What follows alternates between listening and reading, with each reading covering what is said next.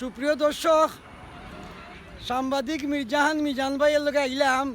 মিজান ভাইয়া বলা যে পানি তো এবার মানছে তো হয় হয়ে যাব, সিলেট তো গিয়ে হয়ে গেছে পানি। এখন এলাকা বাড়িতে দেখা যায় পানির লেসু নাই, বিচারার বাড়ি দিকে আইলাম, বেড়াই বেড়ে আইলাম।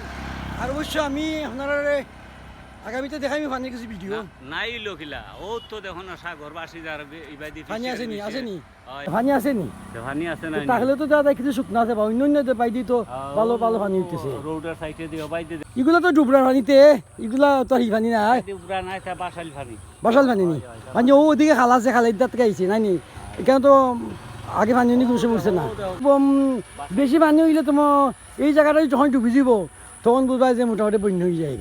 কেন এই জায়গা পুরা বর্ষার সময় ডুবে না, তারপরে মনে কর পানি যখন উঠছে তো দেখাইতেছে কি বিচার আর তো নয় যে রোডটা তো অনেক উফরিও আছে, তবে জানি না ভবিষ্যতে কি তৈব।